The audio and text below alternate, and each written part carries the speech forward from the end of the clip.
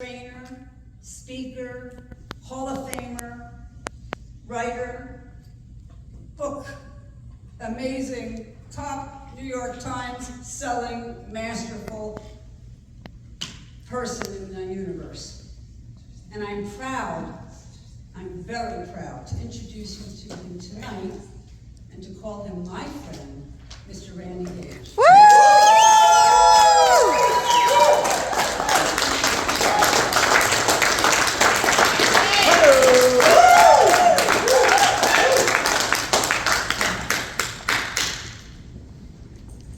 Every one of us will experience seminal moments.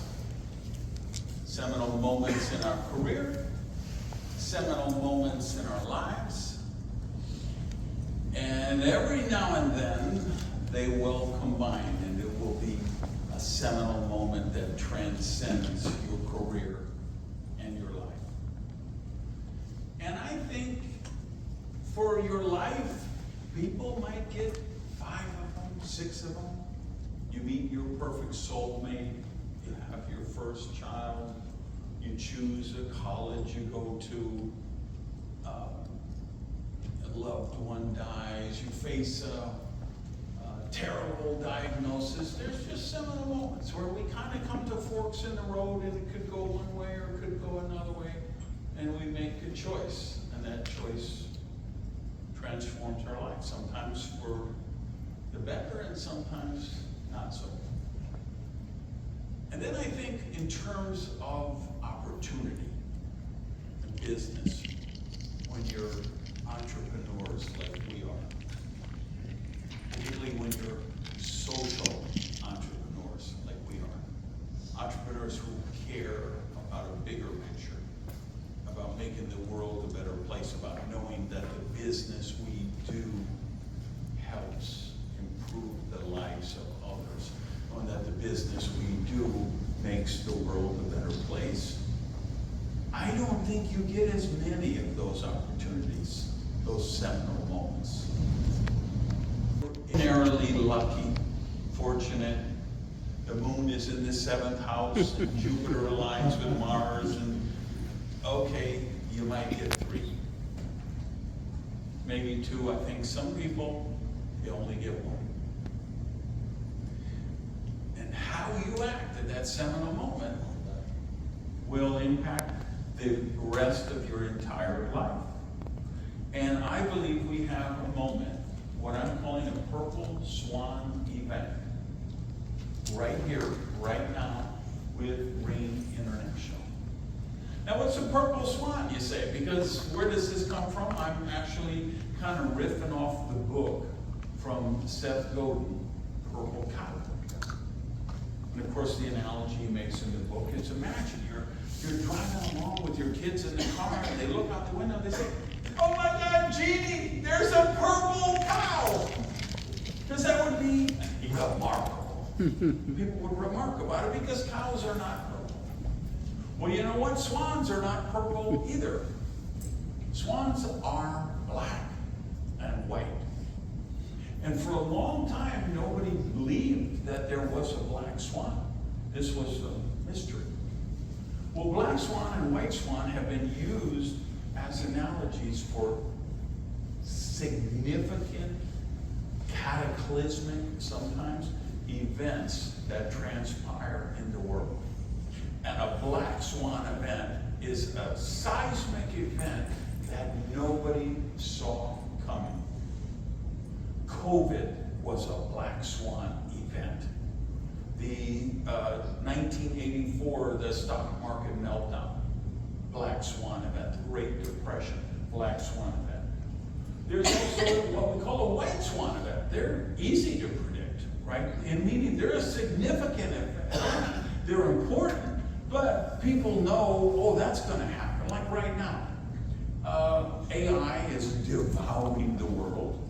AI needs multiples more computing power, multiple more electricity than traditional things. Like I think a search, query on ChatGPT uses like, don't quote me exact, but it's like 100 times more energy than if you went to just Google and asked the same question, right? So a white swan event would be, hey, companies that make electricity are going to do well. Companies that make computing power are going to do well. NVIDIA, perfect example. 2 years ago, 3 years ago, if you went out at the bus stop and you talked to 100 people and you said, have you ever heard of a company called NVIDIA? If you asked 100 people would say no. A couple of months ago, I think it passed $2 trillion. It's now one of the 5 most valuable companies in the world. People made a lot of money buying that stock, and you know what? It was actually a white swan event because anybody who knew anything about AI said, hey, companies like that, they're going to do well. So what's a purple swan event? And this is totally my concept. This is a posit I'm making. You won't find it in a book anywhere. But I'm telling you, I believe we are about to experience that. And I call a purple swan event one that isn't apparent to the masses, but it's very apparent to critical thinkers. It's very important. It's very apparent to people who have access to the right data.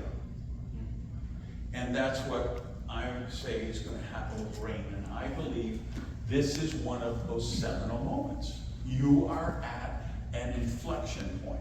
If you're in this room, what's the date today?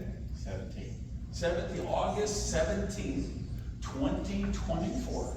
If you're in this room at the Sheraton Resort, or you're watching this on Facebook or YouTube or wherever it's being streamed by different people who I'm looking at around the room, or you're watching a replay 2 days later, 2 years later, 20 years later, come back and check me after 20 years.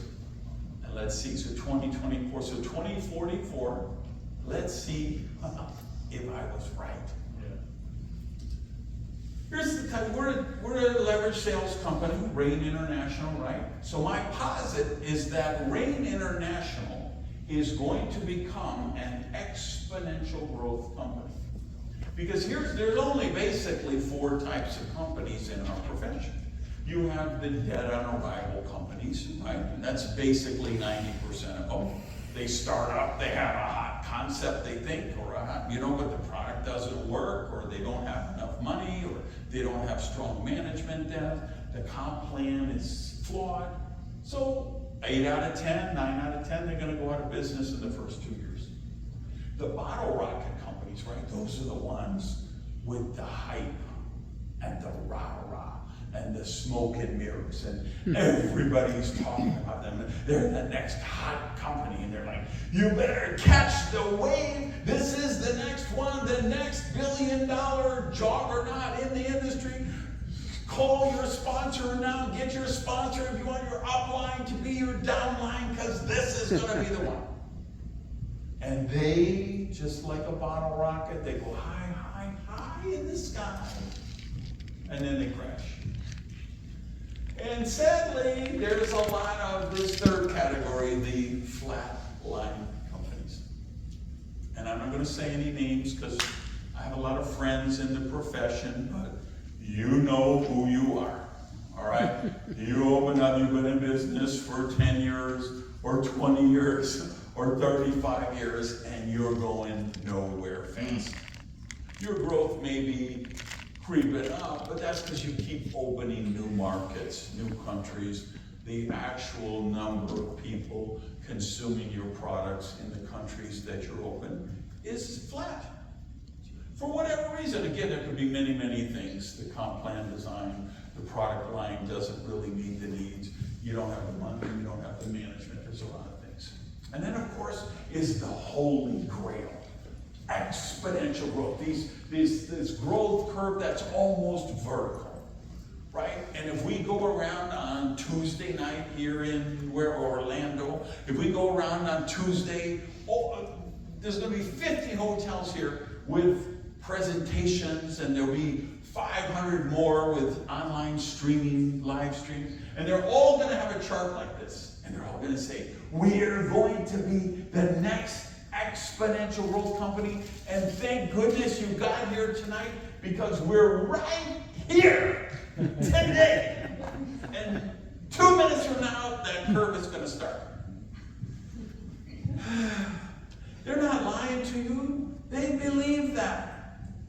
Of course they believe that. They drank the Kool-Aid. Now, I approach this a little bit differently, because I have been in this profession for 45 years. I'm old. I've been there. I've done that. I've seen that. And you know what I've done in 45 years? In 45 years, I've been part of the team to create exponential growth, vertical growth, like that. So when you go to all these meetings and they show those charts with the hockey stick growth, it's a concept, it's a dream, but they haven't ever done it. I've done it. Not once. I've done it twice. We have an expression in English, we say, the third time is the charm. So I think the third time is going to be, because I know what it is to open up your phone, literally open up your phone, and check your back office and say, oh, I added 4,000 people to my team overnight. And I don't mean these silly plans with free sign up and join the matrix crap. I'm talking about 4,000 people who bought a $35 distributor kit and placed an order for at least $200 to $1,000.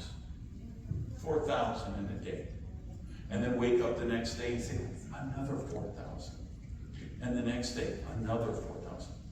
I know what it is to add 40,000 people in a month to a company, to add 60,000 people a month to the company, to add 80,000 people in 1 month to the company. And I was there the first time it ever happened in the profession. And I'm just, like I said, I didn't do it alone, but I was part of the teams that made that happen. So I know a little something about it. So how in the hell would I believe that rain, which has been right in that top right quadrant for almost 13 years, a flatline company, would all of a sudden hit the holy grail and become an exponential growth company? When word got out that I was coming out of retirement and back in the game, that I was dusting off my whiteboard, and I've been drawing circles. You know, my phone blew up. Gage, have you lost your mind? Gage, Rain International? Gage, what is rain? Gage, is rain a thing? Gage, you can join any company in the world. Why in the hell would you join a 13-year-old flatline company? The answer to that question is this presentation that I'm sharing with you tonight. I want to take you inside my brain, because I am inspired by the man who wrote this book. Well, he didn't write this book, it's a book about him, Charles Munger, who is the partner of Warren Buffett, the founder, they're co-founders of Berkshire Hathaway. And one of the heroes of Charlie and Warren and me is a guy you might have heard of named Ben Franklin. Ben Franklin was a genius. Ben was an innovator. He did a lot of really extraordinary things, and he used mental models. And he actually wrote a book which was called Poor Richard's Almanac. That was the Ben Franklin wisdom. So this editor here said, you know, I'm going to do the same thing for Charlie, because Charlie uses mental models too. He called it the big ideas from the big disciplines. Like mathematics is a discipline. There's a logic, there's a science to mathematics. And when you take mathematical models, you can apply them to things and get predictive results. Psychology is a model, a big model. You can apply the principles of psychology. Economics is a big model. You can apply the principles of economics, supply chains, supply and demand,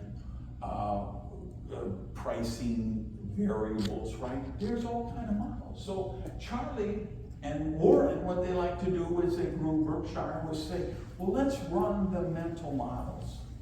Now, for those of you who don't know my story, I am on the spectrum, which is a very respectable way to say I'm weird. Right? When I grew up, nobody had heard of autism. There was no such thing as a spectrum. There was no diagnosis for autism until I think 1985.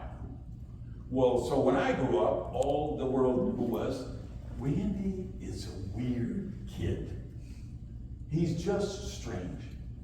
And they were right, I knew it. Every day I woke up, I'm like, how did I get in this world with this family? I just assumed that aliens had dropped me in a basket in front of my mother's door, and she just opened the door and this baby alien was there, and she said, you know, I have to raise it because otherwise it will die. That's what I figured, because I didn't know anything. All I knew is I didn't think like other people. At 11 years old, I was the most rational, logical, analytical person you ever met. And then as I got, even as an adult, it was the same way. And then I went into therapy for my relationships, and they said, Randy, you're too in your head. You're too cerebral, you know, you're gonna touch in the heart and the mood. I didn't even know what, so I'm just weird. So mental models for weird people like me, we love them. So I like to take the big disciplines like Charlie does, and I have other disciplines that I look at when I join a network marketing company.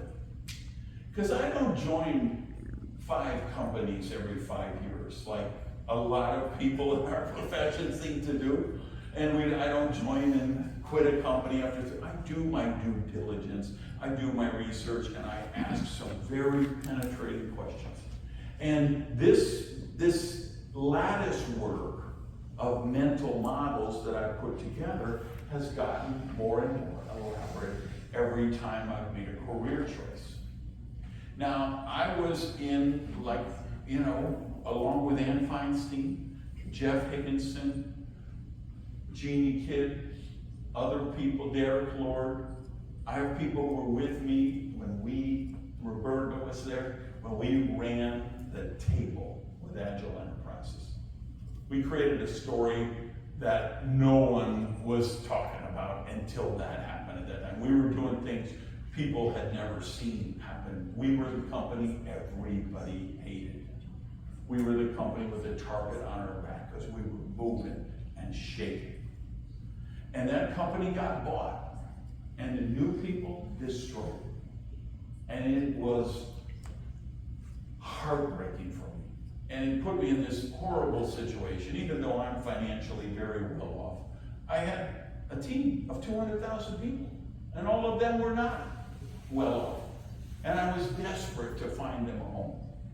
And I looked here and I looked there, and this company was good in Asia, but it didn't work in North America. This one was great, but it was only in North America. And I had people in Europe and Ukraine and Russia and Malaysia and Singapore and Latam. So I desperately tried to find homes for those people. And I applied these models, but I couldn't find one that worked for everybody. I had to give people away. I had to call dear friends of mine in my team and say, I don't have a home for you, but I know a friend and they've got a company over in Europe and I think you could find a home there. Or hey, I've got some contacts with a company in Asia and I think you could find a home there. But every time I did that, I learned lessons. And I learned, like when you get that call and you realize that you can't protect your team, it was the worst year of my life. I lost my health, I couldn't sleep, I couldn't eat, it was just horrific. And I vowed I will never let that happen again. Before I put my name on something, I will do research like nobody has ever done research. I will create more mental models. I will create such a bulletproof, airtight, thermal, freaking nuclear lattice work of mental models that I know this is the one. And then I weave all those models together. So I looked at about 85 mental models that I assuaged and mixed and pureed and blended together.